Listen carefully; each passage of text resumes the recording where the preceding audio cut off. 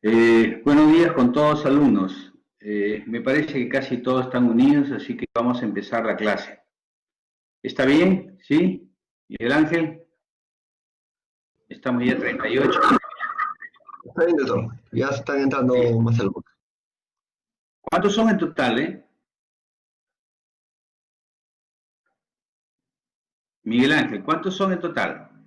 70 y algo. Lo que pasa es que justo ahorita acaba de terminar la otra clase, así que imagino que ahorita Ya, van a ingresar los demás.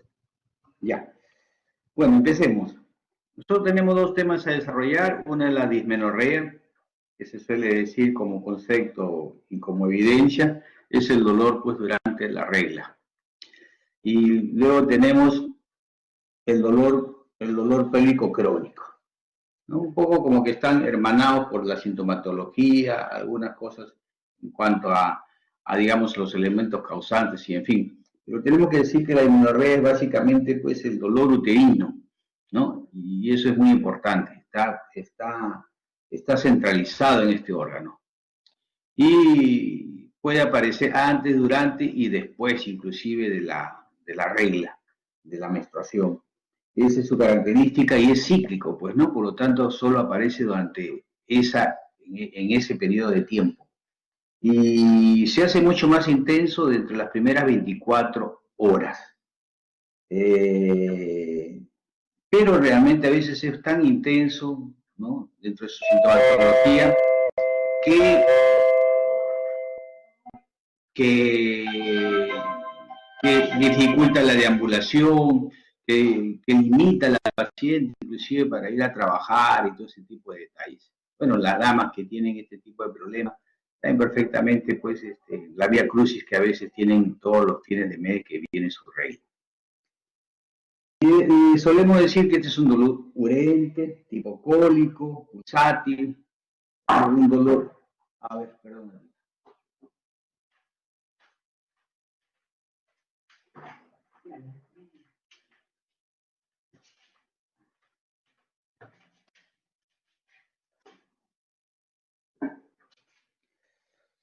Que inclusive puede irradiarse hasta los miembros inferiores, ¿no?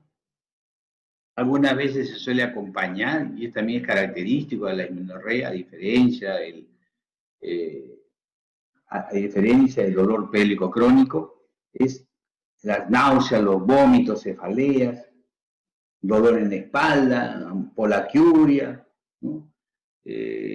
Siendo más ocasionales, pero también puede presentarse. La cefalea, las náuseas, hasta los vómitos suelen también ser manifestación de esta patología.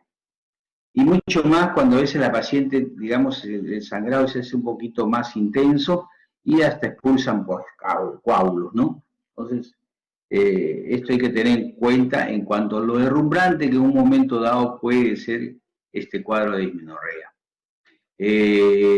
Algunas pacientes realmente se dice que es subjetivo, porque aparentemente la causa no es otra que la uterina, y logran sobrellevar la instancia de su regla, un analgésico, cosa y bueno, con ello calma. Pero en otro caso sí realmente imposibilita, como le digo, hasta acudir a su trabajo. En cuanto a la etiología, podemos presumir que hay dos tipos de dismenorrea. La dismenorrea primaria, ¿no?, que es la más común, y la dismenorrea secundaria, generalmente debido a anomalías pelvianas, ¿no? Es muy importante esto. ¿Por qué? Porque una tiene una connotación y la otra tiene otra connotación, ¿no? Pero todos están referidas al dolor durante la menstruación. Así tenemos que la dismenorrea primaria, los síntomas que no puedan explicarse a través de trastornos ginecológicos estructurales propiamente, el dolor, y ahí se ha visto, ¿no? Se cree que el dolor se produce por contracciones uterinas e isquemia. Eso es muy importante. Se produce por contracciones uterinas y la isquemia. Probablemente se dice mediadas por la prostaglandina, en este caso la F2-alfa, que produce, pues, estimula la fibra muscular y produce vasoconstricción.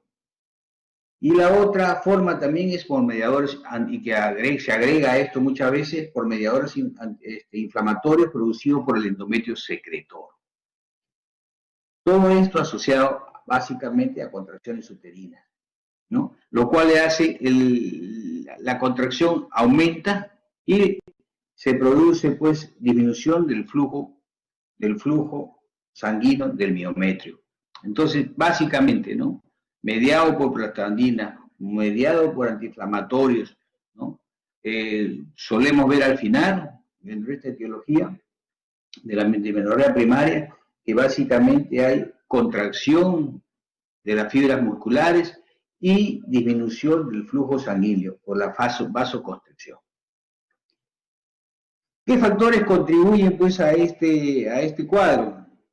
Y se suele decir el pasaje del tejido menstrual a través del cuello uterino, el orificio cervical estrecho, que es básicamente parte de lo mismo, ¿no? Pero en el otro caso puede haber cirugías previas, ¿no? Un condorlín, cauterizaciones, lo vamos a ver más adelante, ¿no? La posición anómala del útero. Se suele ver que muchas veces el útero, pues, y se suele ver más esto en la posición de retroverso flexo del útero, o sea, bien tirado, doblado el útero hacia atrás. Entonces, se dice que dificulta la expulsión de la sangre endometrial, del fluido menstrual, y eso causa, pues, contracción y vasoconstricción y también dolor. Mejora mucho si la paciente tiene falta de ejercicio, también es un factor contribuyente. Si hay ansiedad y dolor, definitivamente también puede estar dentro de los factores que contribuyen a este tipo de sintomatología. Se dice que la dismenorrea, y esto es importante, comienza dentro del primer año después de la menarquia, o sea, precozmente. Y ocurre generalmente en ciclos ovulatorios, donde hay ovulación. El dolor por general comienza pues con la menstruación, o justo antes, como le decía, y puede persistir 1 o 2 días después de que termina la regla. Nosotros sabemos que la mujer peruana, ¿no?, menstrua entre 4 a 6 días, ¿no? Ese alargamiento también que puede haber fisiológicamente, ¿no? Puede ser causal también de este dolor. Y bueno, la clásica, ¿no? La mujer se queja de dolor pues bajo vientre, en la zona del hipogastrio, ¿no?, que puede rayarse a la espalda, al muslo. Y se agrega, como decíamos, pues también náuseas, vómitos, diarreas, ¿no?, dolor de espalda, dolor de cabeza. Eso es en cuanto a los factores que contribuyen y causan este tipo de sintomatología.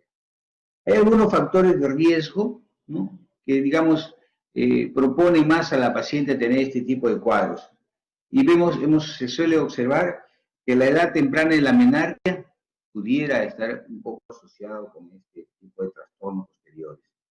Como decía, periodos menstruales largos o intensos.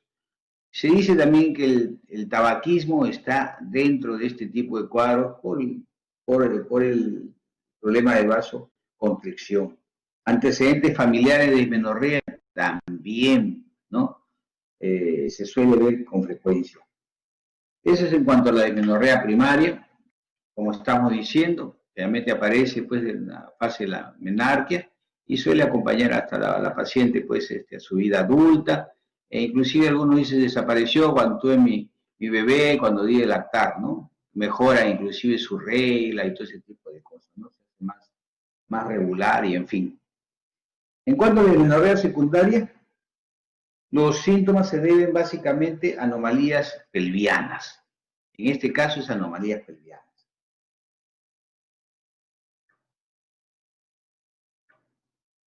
Y dentro de este tipo de cuadro, ¿no?, casi cualquier anormalidad o proceso que pueda afectar las vísceras de la pelvis puede causar dismenorrea. Las causas más comunes en esto de aquí, que es una de las más comunes, la endometriosis, por ejemplo, ¿no?, que es bastante frecuente, causa de dolor pélvico, la dismenorrea. Tenemos la endometriosis.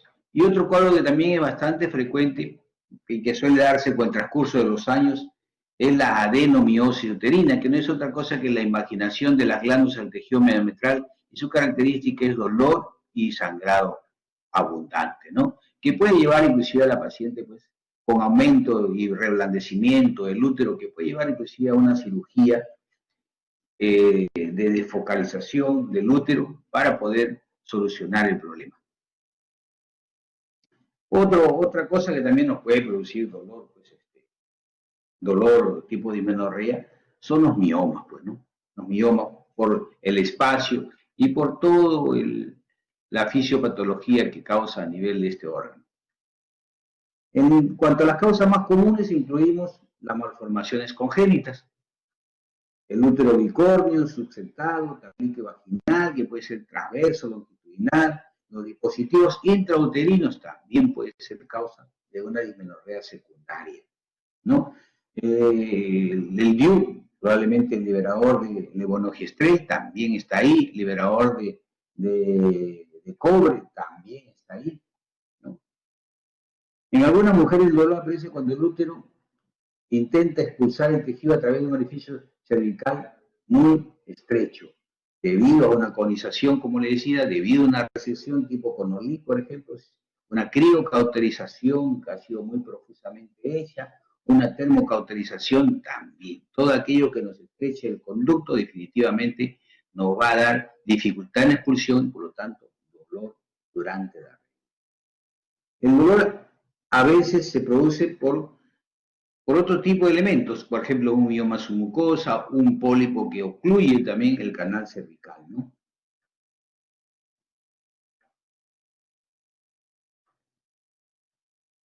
Y como solemos repetir, la dismenorrea aparece secundaria, empieza ya en la vida adulta de la paciente. Y como vemos, también se debe a malformaciones congénitas, como el útero septado, bicornio, bueno, dentro de las causas que hemos visto, ¿no? Hay que hacer una evaluación de esta paciente. Vamos siempre a empezar por nuestra historia clínica, que es nuestra anamnesis, que es muy importante. Y vamos a buscar pues, antecedentes de la enfermedad actual. Debe realizarse una anamnesis menstrual completa, ¿no? Desde el comienzo de la menstruación, cómo es su menstruación, cuántos días regla, qué cantidad regla, y todo ese tipo de cosas que nos van haciendo saber, pues, ¿no?, qué alteraciones pudiera haber en el ritmo menstrual.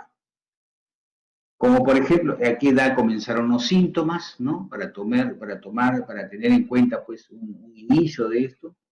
Qué tan grave, la naturaleza y su gravedad, se suele decir, qué tan grave es, qué tan intensa es la molestia. Y también tenemos que ver pues qué factores la alivian, qué factores la intensifican más el dolor. Por ejemplo, ¿no?, los efectos de los anticonceptivos, que generalmente se dice que, bueno, también está dentro del tratamiento de las dismenorreas, ¿no? Y que mejora, unidas con un antiinflamatorio, un AINES, mejora pues esta sintomatología. Entonces hay que ver eso también. ¿Qué tanto altera pues su vida diaria? Para un poco gradualizar pues qué tan intenso es esta molestia. Su actividad sexual también tendría que ver. Tendríamos dentro de esta evaluación revisión de los aparatos y sistemas, ¿no? Buscar pues síntomas como náuseas, vómitos, meteorismo, diarreas, cansancio, qué tanto de otro elemento se acompaña para ir buscando pues aquellas otras causas que son menos comunes pero que están presentes. Antecedentes quirúrgicos es muy importante, ¿no? La conización, como hemos visto, la conización, el DIU y todos esos detalles. La historia sexual también debe incluir, ¿no?, antecedentes actuales previos, uso sexual, lo que fuere, ¿no? Todo eso hay que ver.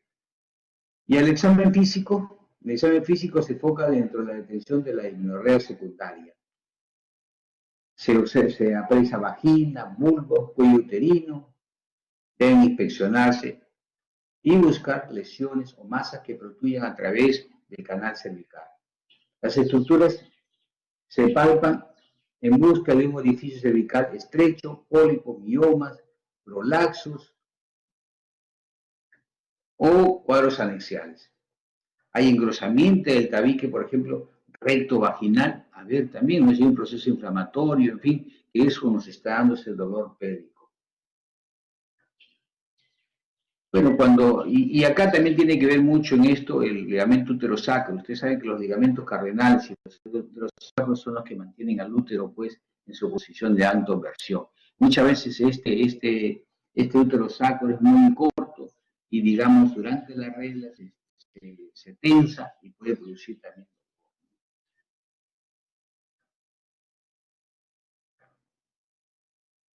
O sea, nuestro examen ginecológico, ¿no? Propiamente dicho, en búsqueda, pues, de elementos que nos expliquen esta causa de menorrea de tipo secundario.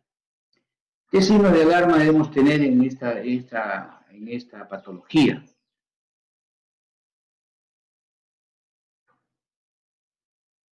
Como signos de alarma, dolor de inicio reciente o repentino. ¿Cuándo apareció? ¿Cómo apareció? O sea, nuestra historia clínica. Si este dolor remite o no remite, si hay fiebre, si hay flujo vaginal, si hay evidentemente de otro tipo de cuadro mucho más severo, una peritonitis. Entonces, buscar relacionar esta enfermedad, ¿no? Buscando también sus signos de edad que nos estén comprometiendo ya, no básicamente como un diagnóstico preferencial a la menorrea, sino otro cuadro que está enmascarando este tipo de sintomatología. Así tenemos que hay también qué hallazgo y su interpretación, ¿no? Los signos de alarma sugieren una causa de dolor pélvico diferente en la dismenorrea. Así vemos, la dismenorrea primaria se sospecha si los síntomas empiezan rápidamente después de la menarquia o durante la adolescencia. No nos olvidemos eso. Es un detalle muy importante. Las dismenorreas secundarias se sospecha si los síntomas ya comienzan después de la adolescencia.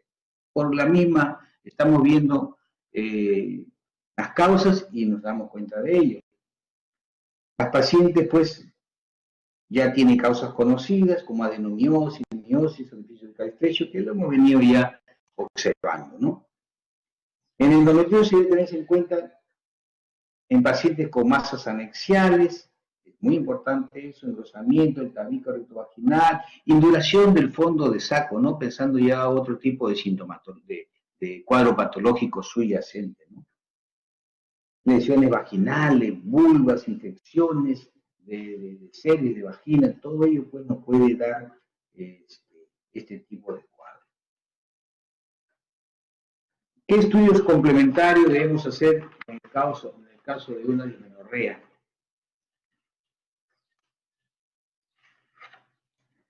Teniendo ya, digamos, la causa de tipo de trastorno ginecológico estructural, debemos buscar de todas maneras realizar un test de embarazo que pudiera estar concomitantemente con este dolor de aparición súbita y aparentemente con relación aparente en la regla, ¿no? Porque es importante descartar este embarazo intrauterino y de ello también un embarazo ectópico por causa de dolor pélvico, ¿no?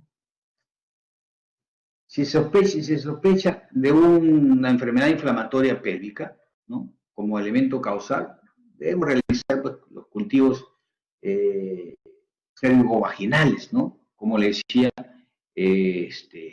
los procesos infecciosos, ¿no? Con una vaginosis bacteriana, todo tendrían también que ver con el dolor. O sea, estamos buscando a través de un test de embarazo y buscamos también una ecografía pélvica.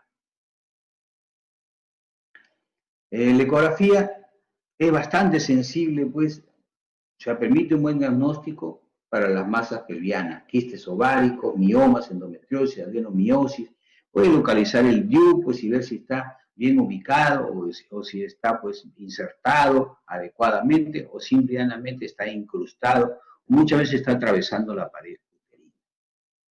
La histerosalpingografía también es un hecho muy importante, al igual que la sonografía, ¿no? La histerosalpingografía utilizando, pues, ustedes saben, sustancias de contraste, y una histerosonografía, pues, empleando líquido dentro de la cavidad, ¿no? Que es más llevadero definitivamente este examen, para identificar, pues, pólipos endometriales, miomas mucosos o algunas anomalías congénitas que pudiera haber y sea motivo de la causa del dolor. Si todo esto todos estos estudios no son concluyentes, puede usarse también pues una histeroscopía o una laparoscopía. Una histeroscopía que es simplemente un catéter a través del canal cervical para observar toda la cavidad endometrial, ¿no? Y la laparoscopía, esta prueba es bastante definitiva y nos permite pues examinar directamente toda la pelvis, los órganos reproductivos y detectar un tipo de anomalías. ¿Algo que les llame la atención acá, algún detalle, alguna cosita para poder continuar? ¿O todo está yendo bien? ¿Cecibel? ¿Está yendo bien? ¿Está claro que es una dismenorrea primaria, una dismenorrea secundaria? ¿Causas, hallazgo, síntomas, clínica? ¿Estamos yendo bien?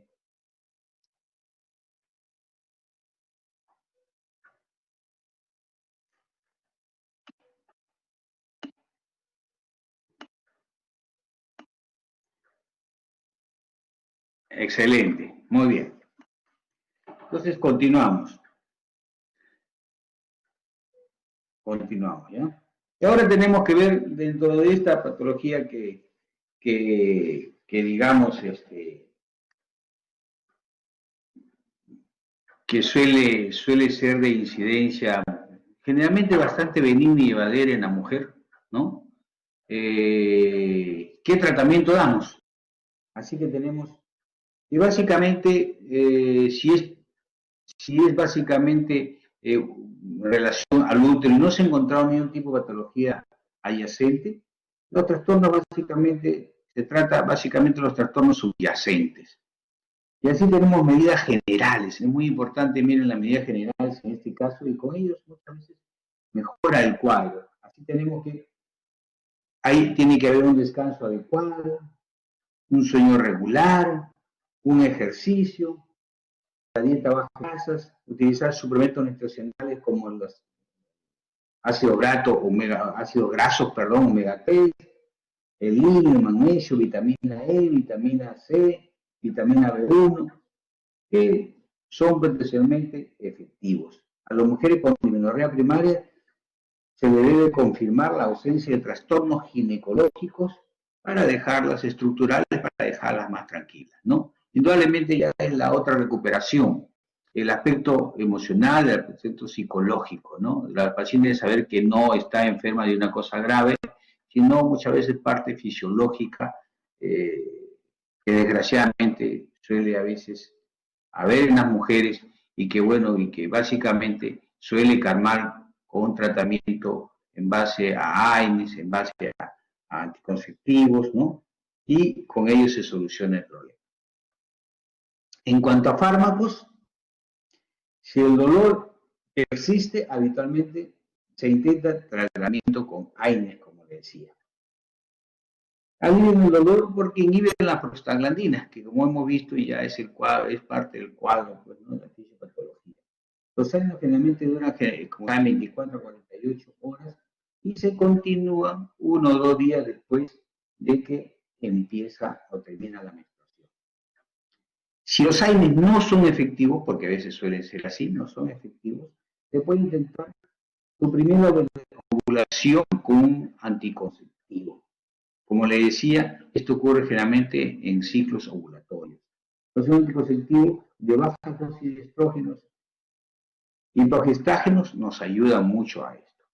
Otras terapias hormonales, como ya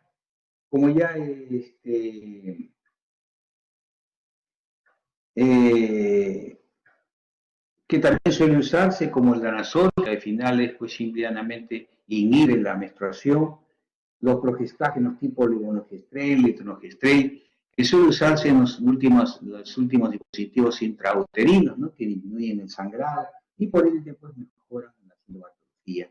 Las ampollas de depósito con hidroxiprogesterona también. O sea, inhibir en cierta manera la menstruación y por ende también la ovulación. Mejora este cuadro. Otros tratamientos ya, como le refería, esto no solamente tiene una connotación orgánica, sino también una connotación pues, emocional, psicológica. Entonces, la hipnosis también suele ayudar a pacientes con este tipo de cuadros y da resultados, ¿no? Hay pacientes que dicen, bueno, ha tenido que ir hasta la acupuntura y le ha mejorado, ¿no? Cuando ya es muy intenso el dolor, la neurotomía presacra, mira hasta dónde se llega, con tal de aliviar, pues si no sea, porque esto no le daría calidad de vida al paciente. Entonces se puede llevar hasta eso, ¿no? Ir al sistema neurovegetativo y lo podemos hacer a través de la paroscopía, ¿no? Con una ablación del nervio útero-sacro. Y como le decía muchas veces también, esto mejora mucho y se dice que hasta por unos 12 meses va muy bien. Y la otra cosa también pudiera ser, ¿no?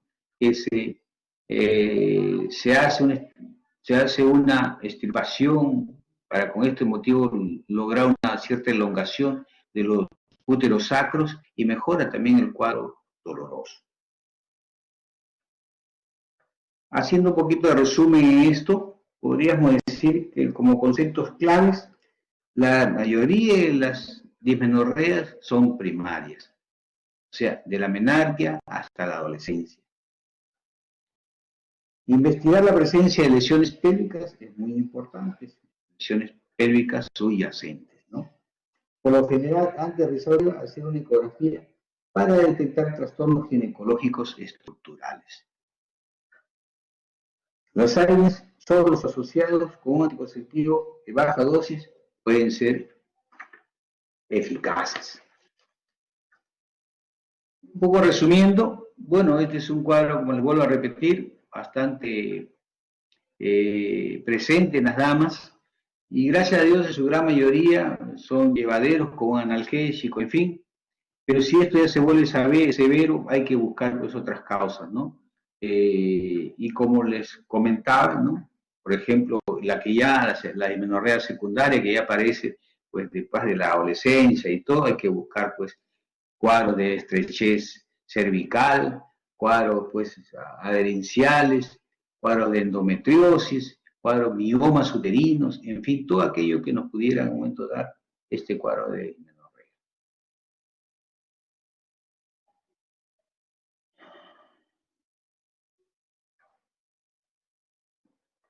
Mijail, bueno, ha puesto una foto bastante sugestiva, Mijail. Este es el desarrollo de esta clase de dismenorrea. ¿Te pareció entendible? ¿Todo está bien? Sí, doctor, sin problemas. Excelente. ¿Y por qué has puesto esa foto, muchacho? Ah, doctor, no. Me llama la atención. No hay problema, no hay problema. Muy bien, Cecibel. Gracias. Bueno, seguimos avanzando entonces. Seguimos avanzando. Perdón un momentito.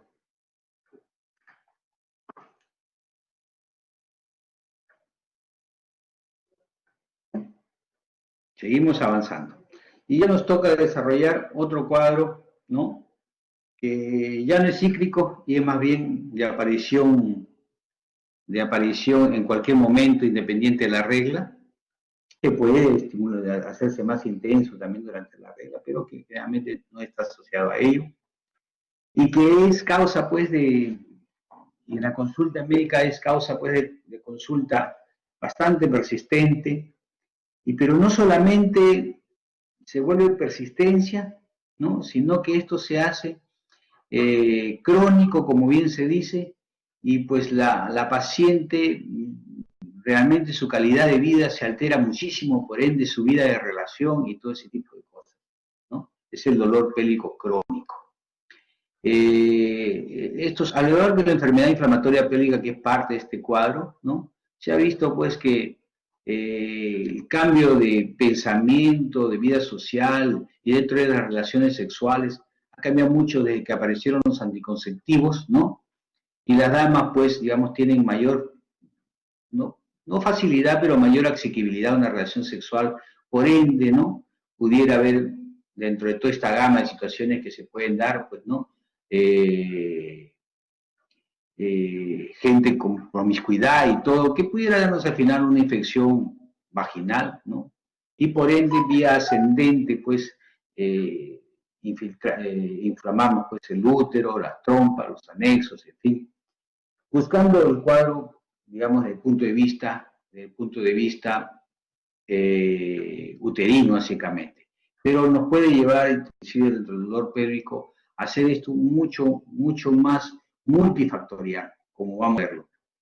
Por lo tanto, esto se suele observar en estos cuadros como una enfermedad inflamatoria pélvica, ser muy característico la reinfección, la recaída y todo ese tipo de detalles, ¿Por qué? Porque ciertamente se vuelve un proceso crónico.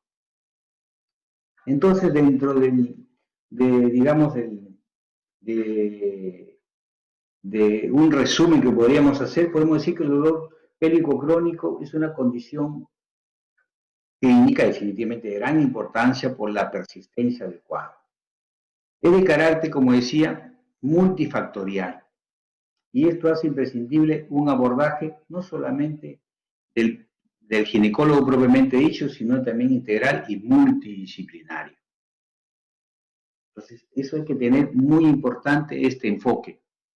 No es necesariamente ginecológico, sino es multifactorial y hoy en día, como siempre suelo hacer hincapié hasta a mi mismo paciente, el tratamiento no tiene que ser, el ginecólogo no tiene por qué saber o querer saber de todo e intervenir, ¿no? Teniendo otros profesionales, ¿no?, a los cuales recurrir, que definitivamente van a manejar mejor pues, los cuadros que pudieran estar dando problemas, digamos, pudiendo estar dando esta sintomatología y por ende esta patología.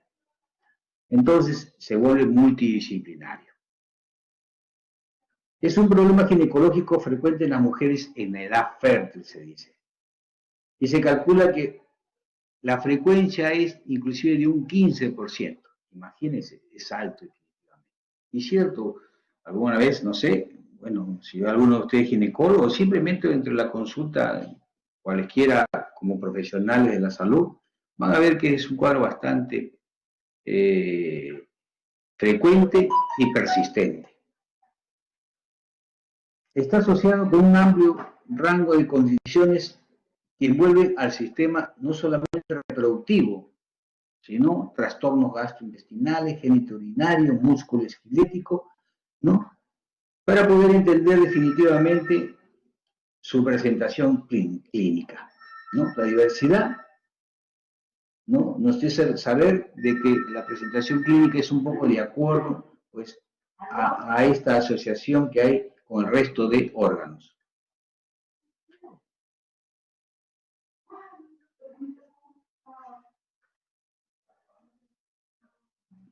Entonces, definitivamente, el tratamiento o el abordaje, aparte de este resumen, se tiene que entender que el seguimiento es multidisciplinario, el diagnóstico, el tratamiento es multidisciplinario.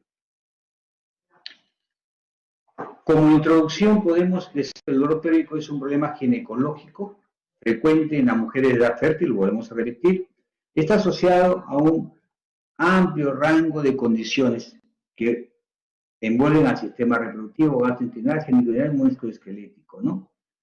Por eso que nuestra historia clínica tiene que ser una historia clínica amplia, ¿no? Y un adecuado examen físico para poder establecer un buen diagnóstico. ¿Ah? Está de más decir que si nosotros al examen no encontramos básicamente un problema ginecológico o asociado dentro de la sintomatología a otro tipo de cuadros, entonces debemos hacer que nuestro examen físico no solamente sea con nosotros, sino con el resto de profesionales. Hasta ahora no hay una definición mundialmente aceptada, dice, para el dolor pélvico crónico. Sin embargo, muchos investigadores le distinguen de la dismenorrea y de la dispauremia, y lo limitan con el dolor no cíclico, es lo que le decía, que persiste, y esto es característico, más de 6 meses. Y básicamente localizado en la pelvis. Como ginecólogo, nuestra área de trabajo es el abdomen inferior, o sea, del ombligo hacia abajo, que es la zona pélvica, es la zona donde está el órgano reproductor, donde está, o sea, útero, anexos, ovarios, pero también donde está el colon, donde está la vejiga. Entonces, es parte de nuestro abdomen inferior.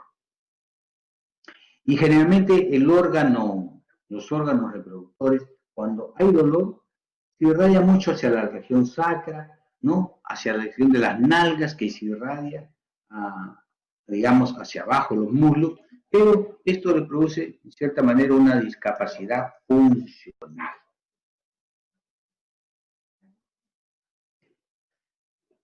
En cuanto a su etiología, también tenemos que pensar, como lo hemos dicho, ¿no? Es multifactorial. Así vemos que el pico de prevalencia del dolor pélvico crónico ocurre aproximadamente a los 30 años de edad. Un estudio que involucró más de 5.000 pacientes en atención primaria determinó que la etiología comprende causas ginecológicas en un 20%. Imaginen, básicamente. Sí, ahora sí, doctor, se escucha. Ya. Entonces, continuamos un poco desarrollando la endometriosis. Como ustedes saben, la endometriosis, y le refería anteriormente, es causa de dolor pélvico bastante persistente. Y la endometriosis no es otra cosa que un crecimiento anormal, pues, del endometrio. El endometrio es la cavidad endometrial, ¿no? Ectópicamente, o sea, fuera de ese ambiente en el cual suele estar normalmente. Puede tomar parte de la superficie del útero, puede sembrarse también, ¿no? En toda la pelvis, en las paredes, en las vísceras, en fin. Y cuando uno ingresa a una cirugía, ve cuadros endometriósicos, y observa, ¿no? A veces mejor ni lo toquemos, decimos por qué, porque tiende a sangrar y no para el sangrado, ¿no? Y sabemos que la endometriosis, ¿no? Al igual que como sangra el endometrio uterina, también sangra dentro de la cavidad pélvica. Y es motivo, la sangre irrita los tejidos y es causa de dolor. Entonces, se estima que esta endometriosis ocurre entre un 6 y 10% de mujeres en edad reproductiva, un 25 a 35% de mujeres con problemas de infertilidad. En cuanto a la causa de esta endometriosis, desde el punto de vista etiológicas, se incluye lo siguiente: menstruación retrógrada hacia las trompas uterinas, resultando en la implantación endometrial en pelvis, ¿no? Es bastante frecuente a veces dentro de esta búsqueda de estos cuadros endometriósicos en una historia clínica referir lo siguiente, por ejemplo, ¿no? ¿Usted ha tenido algún legrado uterino? ¿Por qué? Porque durante el legrado uterino, sobre todo durante el AMEU, que es la aspiración manual endouterina, puede en un momento dado realizarse, ¿no? Porque hace esta aspiración se hace con una presión negativa, pero a la vez, cuando suelta, puede llevar hacia las trompas, viajar tejido endometrial o decidual, ¿no? Y esto sembrarse fuera del útero en la pelvis. Suele existir, suele haber. Entonces, de por sí ya es un cuadro que produce, como decía, también infertilidad. Esta menstruación retrógrada, bueno, se puede dar. Hay una proliferación hematógena, fluido linfática de células endometriales, dice. La metaplasia del epitelio celómico, también puede producir endometriosis. Es una enfermedad progresiva que afecta al 5 al 10% de las mujeres. Alrededor del 24% de las mujeres con dolor pélvico crónico tienen esta patología. Y típicamente presentan dismenorrea, dispauremia, dolor lumbosacro, y el dolor aumenta básicamente pues, durante el periodo premenstrual, y eso usualmente disminuye durante la menstruación porque comienza pues ya el flujo menstrual. El diagnóstico presuntivo y básicamente se confirma por una laparoscopía, como les comentaba.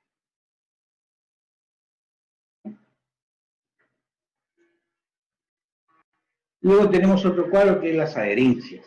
Como les decía, también es muy importante y es importante también ser evaluado por vía laparoscópica y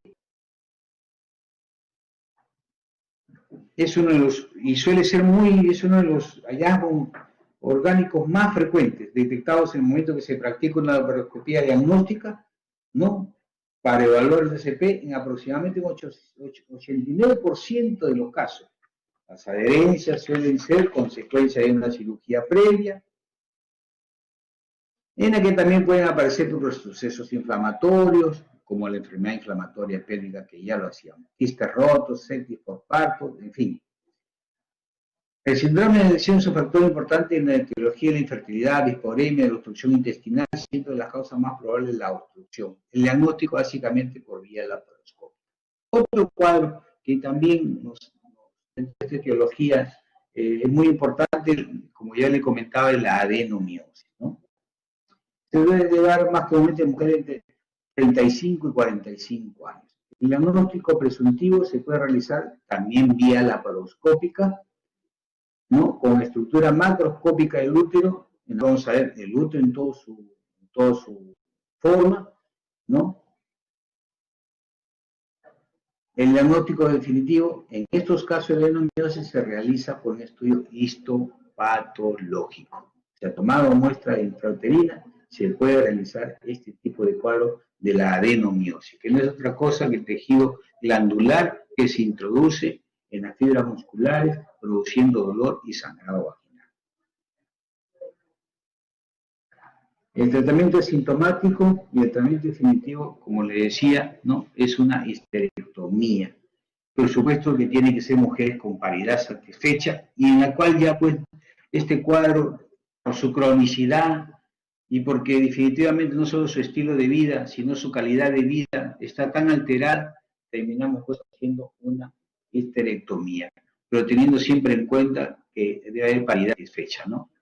Entonces, realmente, quienes sufren y padecen este tipo de cuadros, realmente es bastante desastroso por su persistencia y por su calidad de vida tan alterada. Otra cosa que nos puede llevar también a un dolor pélvico crónico, tenemos el síndrome, se habla de congestión pélvica, que no es otra cosa que un flujo venoso lento. ¿Por qué? Porque hay las llamadas varices pélvicas, que suelen verse con una ecografía pélvica. Hacemos una ecografía transvaginal, vamos a ver que los paquetes venosos están más marcados, ¿no? Ponemos el traductor, ponemos el Doppler y vamos a observar lo que normalmente solemos ver, ¿no? Dentro de nuestro rastreo, el muestreo que hacemos endoscópicamente con esta ecografía transvaginal. Vamos a observar pues que varía, cambia mucho. Esto se hace definitivamente, se observa una mayor cantidad de vasos dilatados, engrosados. Entonces, tenemos que presumir y solemos ponerlo como diagnóstico ecográfico, varices pelvianas. Si a esto vemos que los miembros inferiores se acompañan de varices, ¿no? La vulva, los miembros inferiores, definitivamente podríamos presumir que sintomáticamente, ecográficamente, ¿no? Hacer el diagnóstico de varices pélvicas. Los síntomas incluyen dolor pélvico sordo, intenso, que mejora con el reposo, es lo característico del problema varicoso. Y por supuesto con AINES, ¿no? Puede haber un dolor lumbar, una dispareunia, dolor postcoital, y todo ese tipo. El dolor pélvico debido a la congestión vascular se exacerba si el cuerpo se mantiene mucho tiempo en posición de pie, que es lo característico, ¿no? Se dice pues que digamos, al alterarse el vaso, definitivamente pues se dilata todo, y la posición parada exacerba más los cuadros de varices, tanto de miembros inferiores como de la pelvis. En este caso no solamente pues se indica una ecografía transvaginal, sino también se puede utilizar una venografía pélvica que nos va a confirmar este tipo de cuadros. Medicamentos que producen estos estados hiperestrogénicos se asocian con disminución del calibre venoso y por ende de los síntomas. O sea, podríamos utilizar medicamentos que nos den un estado de hiperestrogenismo. Esto ayuda un poco a mejorar la congestión venosa. Como decíamos, dentro de los cuadros multifactoriales, el problema urológico está presente. Y así vemos que la cistitis intersticial también suele ser frecuente en este cuadro. También denominada, ¿no?, como síndrome de vejiga dolorosa. Es un síndrome clínico crónico que se caracteriza, por el incremento de la frecuencia urinaria, incontinencia urinaria de urgencia, y dolor pélvico consecuente, ¿no? Las pacientes pueden presentar una variedad de síntomas e incluso diversos grados de dolor. De estas pacientes, el dolor llega a un 80%. Reportó el dolor en el abdomen inferior, uretra, espalda baja y vagina. Los síntomas frecuentes que se suelen presentar son episódicos, por lo tanto se diagnostica como infección del tracto urinario. Quiero que sepan, sobre todo las damas, que el aparato urinario está muy relacionado siempre con trastornos de dolor bajo vientre. Y aquí es una de las patologías asociadas que nos explica cómo debemos cuidar nuestro tracto urinario. Muchas veces, y dentro de ello, la consulta se debe referir cuando la paciente tiene infecciones urinarias a repetición, cistitis cualesquiera, ¿no? Entonces, hacer saber a la paciente que también hay un aumento preventivo, ¿no?, higieno-dietético en este caso, y es básicamente, si tengo ganas de hacer la pila hoy, en estos momentos, no debo ir al día siguiente, como suelen hacer muchas damas por ser referente nada más, ¿no?, sino que deben tratar de ir a hacer la pila, porque la orina retenida, la vejiga cada vez resecciona más orina, y al final terminamos pues que la orina es un elemento contaminado, ¿no?, invade las paredes, la mucosa vesical, ¿no?, y todo el tracto urinario, y por ende termina siendo pues una infección, y esta muchas veces se vuelve persistente, ¿no? Entramos vía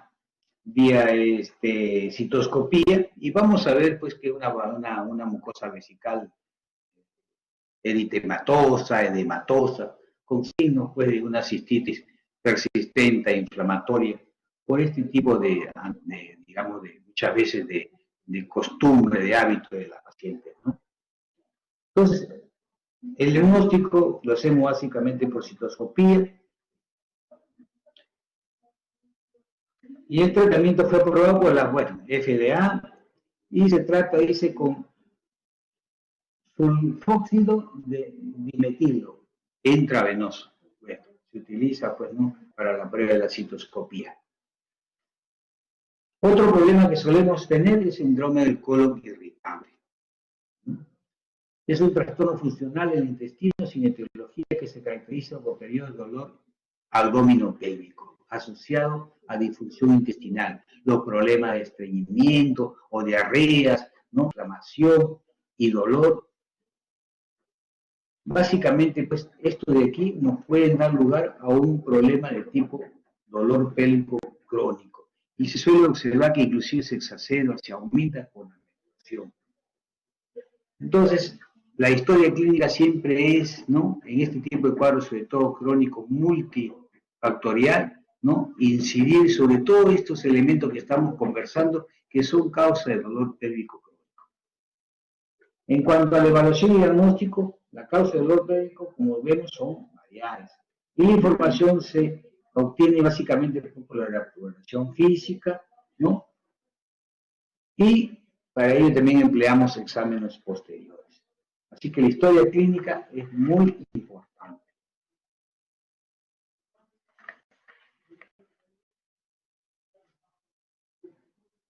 Bueno, ya hemos un poco visto lo que es nuestra historia clínica, buscando pues que todo este tipo de elementos lo tengamos presente al momento de evaluar a una paciente, ¿no?, con un dolor pélvico crónico.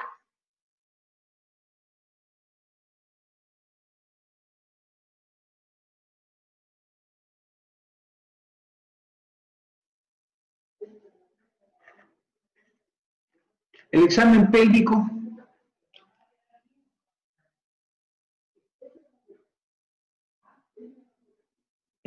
pélvico debe realizarse en las 4 posiciones. Hablamos de pie, hablamos sentado, litotomía, ¿no? Entonces, En la posición de pie, identificar espasmos musculares, postura inadecuada, hernias inguinales, es muy importante. Sentado, para buscar fibromialgias, hernias discales. En decúbito supino, para inspección, auscultación y percusión del abdomen bajo, ¿no? En posición de litotomía, que es la ginecológica, la evaluación de los genitales externos, vulva, introito, uretra, en la que se pueden encontrar lesiones o puntos dolorosos. Se debe realizar el examen al pujo para identificar, ¿no?, los llamados prolaxos uterinos, y que son los prolaxos de los órganos intrapélvicos, ¿no? Y por supuesto, dentro de este examen ginecológico también se debe colocar el espéculo para visualizar la vagina, el cervix, hacer nuestro examen bimanual, ¿no? El tacto bimanual, el tacto toco ginecológico, como yo lo he visto, lo hemos conversado con los alumnos que rotan conmigo, ¿no? Buscando, pues, identificar el dolor, si es en el útero, si en los anexos, en fin, ¿no? Pacientes con antecedentes de histerectomía, por ejemplo, también es muy importante, porque puede haber un síndrome herencial que suele ser muy se moviliza el dolor, no hay dolor. Si, digamos, dentro de esta histerectomía, por ejemplo, vaginal, se ha hecho, pues, se ha hecho un levantamiento de la parte vesical, y esto también ha quedado muy tenso, o con la colocación de mallas. Todo ese tipo hay que hacer descarte, primero buscando ciertamente nuestras pruebas hematológicas, urinarias, y después nuestro examen va buscando la confirmación del diagnóstico. Otros estudios diagnósticos, exámenes en laboratorio, definitivamente, dentro de ellos también se incluye nuestro hemograma, nuestra velocidad de cimentación, ¿no?, nuestro uroanálisis, nuestras pruebas serológicas, como le decía, un proceso infeccioso para clamidia, para gonorrea, neisseria, y siempre excluir las pruebas de embarazo. Y muchas veces también hasta pensando, pues, que este dolor podría estar relacionado a un CA, por ejemplo, de cáncer de ovario, no está de más pedir nuestro CA 125. Se ha visto también que las enfermedades tiroideas tienen mucho que ver en cuanto a la pelvis, ¿no? Entonces también se solicita nuestro T3, T4 y nuestro TSH. Dice, causan daños intestinales o vesicales los problemas de enfermedades tiroideas. Tienen que ver mucho con estos órganos.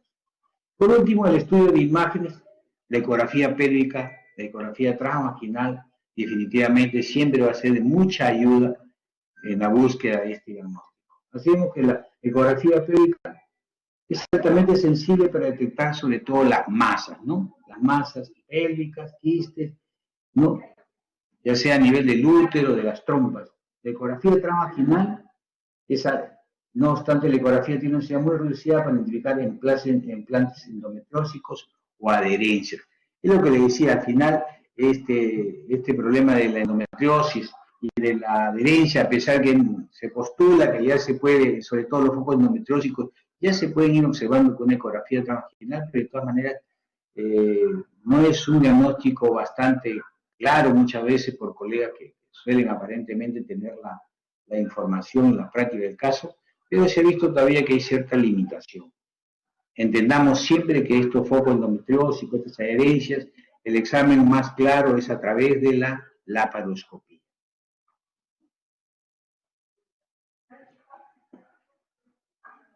Y al final tenemos, pues, que lo que comentábamos anteriormente, que el examen laparoscópico, pues, es uno de los exámenes que, digamos, mejor diagnóstico nos da. Entonces, en este caso, la laparoscopía está indicada como una herramienta quirúrgica. En algunos estudios se ha concluido que la laparoscopía ha sido sin patología visible en el 35% de los casos. En caso de endometriosis, como ya lo hemos comentado, ¿no? El tratamiento, la terapia, en cuanto al tratamiento, la terapia de primera línea es el tratamiento con analgésicos, ¿no? Anticonceptivos orales, sobre todo combinados. Muchas veces probamos de primera instancia, sacando, pues, los elementos multifactoriales que hubieran, el tratamiento de primera instancia, ¿no? Que solemos dar, son AINES, o simplemente tratamiento combinado, o simplemente tratamiento parenteral, ¿no? Si hay infección, también, pero lo indican como que AINES más un anticonceptivo oral combinado. Se recomienda dosis máxima de AINES por 4 a 6 semanas, es lo que yo le comentaba. Y muchas veces, cuando hay flujo vaginal, algún detalle que nos llame la atención, lo combinamos no solamente el AINES, sino agregamos antibiótico terapia. Estos últimos tiempos estamos usando mucho la clindamicina, ¿no? La clindamicina en óvulos, la clindamicina en óvulos y vía oral, pues, ¿no? La clindamicina en estos últimos tiempos, la acitromicina, por ejemplo, también pensando pues en una clamidia, en fin. Entonces solemos agregar un antibiótico y lo utilizamos por más largo tiempo que normalmente solemos dar para cualquier infección, mínimo 10 días.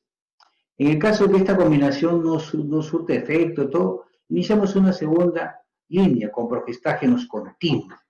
En este caso ya se recomienda inhibir un poco la menstruación. Por eso utilizamos la medroxiprogesterona inyectable intramuscular por 3 meses.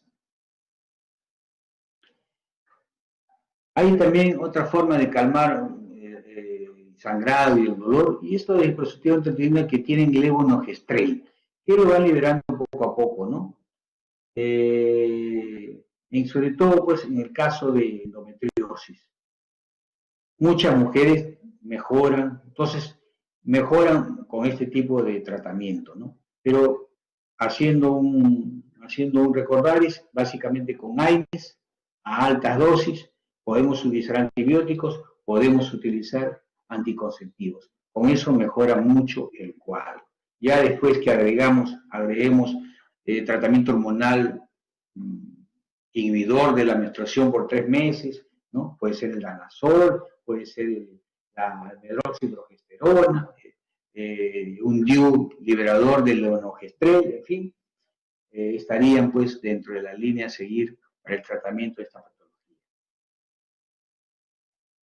El danazol, como decía, también se puede usar y se llega pues a una dosis de 200 a 300 miligramos diarios, dividido en 2 dosis, hasta llegar a 800 miligramos diarios. Esto pues se logra la amenorrea y hay mejor respuesta al dolor. El manejo debe ser continuo por 2 meses y que debe mantenerse pues 9 meses si la respuesta es adecuada. Luego se va disminuyendo en cuanto a la dosis una vez logrado una buena meseta de calmar el dolor, lograr la amenorrea, ¿no? La laparoscopía debe tenerse en cuenta, bueno, el costo definitivamente, las complicaciones y el subdiagnóstico para realizar un estudio a través de la laparoscopía, ¿no? Como fuente, digamos, no de diagnóstico, sino de tratamiento, ¿no? En realidad, al final solemos, como decía anteriormente, la laparoscopía, pues, digamos, es una prueba muy importante en el diagnóstico y el manejo de esta patología. Dentro del desarrollo de esta clase, debemos concluir, ¿no?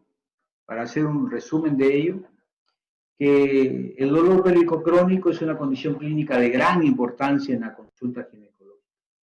Definitivamente es una patología de carácter multifuncional y esto hace imprescindible un abordaje integral y multidisciplinario. No olviden eso, por favor. Es de suma importancia hacer un cuadro clínico adecuado para evitar la polifarmacia y el tratamiento quirúrgico en forma innecesaria. Ya han visto que podemos llegar inclusive a una histerectomía. ¿Por qué? Porque la paciente persiste el dolor por años, la ha visto todo el mundo y no mejora. En estos casos definitivamente podemos ir a una laparoscopía diagnóstica o capaz de tratamiento si encontramos focos endometriósicos. Pero si a pesar de ello, haciendo ablación de los úteros sacros y todas esas cosas no mejora, lo único que tenemos que hacer es desfocalizar la causa del dolor y podemos llegar a una histerectomía. Entendamos siempre un buen examen físico y una historia clínica bien hecho puede acercarnos a un diagnóstico cierto para iniciar un tratamiento y utilizar los recursos disponibles de la mejor manera. Bueno, hemos tocado dos puntos que creo que son parte de la práctica médica, sobre todo ginecológica, ¿no? Bastante frecuente, y que, como ven, no solamente causa el dolor pasajero, ¿no? Sino que es un proceso crónico, que puede empezar inclusive pues, desde la adolescencia y ser manejado muchas veces toda una vida por parte de la paciente. Que aparece ciertamente, en este caso, el dolor pélvico y en términos generales la dismenorrea secundaria también, aparece ya en la vida fértil de la mujer, ¿no? Aparece en la vida fértil porque definitivamente con el transcurrir de los años la paciente va comenzando a tener historial no solamente ginecológico, sino obstétrico y todo quirúrgico, y todo esto puede ir conllevando pues a que existe en un momento dado, ¿no? Un problema de tipo un dolor pélvico crónico, porque se pueden ver afectado el tracto urinario, el tracto gastrointestinal, el estreñimiento, ese tipo de cosas confluyen y conllevan que el paciente en un momento dado tenga un dolor pélvico, que puede llegar inclusive, ¿no? Después de tanto tiempo puede llegar inclusive a una cirugía bastante radical, como es una histerectomía, masoferectomía y todo lo que hubiere, ¿no? Bueno, hasta aquí es la clase.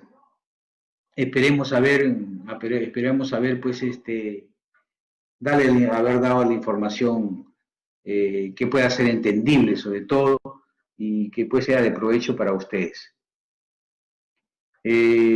Bueno, Mijail, Ángela, que son las que veo, Mari Cecil, Miguel Ángel, y bueno, el resto de alumnos, un gusto, soy el doctor Rosales, ya seguiremos con las rotaciones y ya veremos los próximos alumnos que vamos a tener, pero siempre un gusto de poder servirlos, de poder ser partícipes, ¿no?, de la información que ustedes desean recibir a través de sus profesores. Te escucho, Cecibel. Sí, doctor, disculpe, solamente para poder ya, para ahondar o digamos, para guiarnos de acuerdo a cómo va a realizarse, bueno, cómo se está realizando el curso. Quería preguntarle si nos recomienda alguna bibliografía o algo para poder guiarnos de su clase, más que todo para poder comprender algunas dudas o que quizás algo que queramos profundizar. Claro, no, está bien, excelente. Ustedes saben que estamos poniendo siempre como texto Williams, ¿no? En este caso, por ejemplo, hemos tomado esta información, ¿no? Bueno, no solamente como clase, bueno, tratar de explayarnos todo lo que podamos, ¿no?, a diferencia de las prácticas. Está Williams, por ejemplo, de ginecología en el 2009, ¿ya? Capítulo 11, dolor pélvico, página 244, 265. Sí, ¿ya? Sí, doctor. Muchas gracias, igual. Muy bien, al contrario, un gusto de verlos, Miguel Ángel, qué gusto. Angelita y Mijail, pues, ¿no? Y el resto de alumnos también, nuevamente, mis saludos y bueno, saquen provecho todo lo que puedan siempre, estudien, por favor, que es el mejor consejo que siempre les puedo brindar. Entonces ya será hasta el día martes que tenga mi nuevo grupo y iniciamos, pues, doña Kelly, iniciamos también, pues, continuaremos pues con las clases prácticas, ¿ya? Buenos días. Doctor, una consulta. Dime, Kelly. Te escucho. El himen imperforado, que viene a ser una causa de amenorrea primaria, ¿vendría a ser una causa de dismenorrea primaria o secundaria? No, generalmente está dentro de la adolescencia, ¿no? Está dentro de la adolescencia y y lo que pasa es que no se puede eliminar, ¿no? No es la amenorrea, sino que no se puede eliminar el flujo uterino, el flujo menstrual. Entonces se queda dentro de vagina y se forma un colpometra. ¿Entiendes? Entonces, indudablemente va a aumentar el dolor, va todo, y la paciente va a venir, doctor, yo no menstruo, yo tengo 15, 16, 17 años, no menstruo, y está menstruando normalmente, pero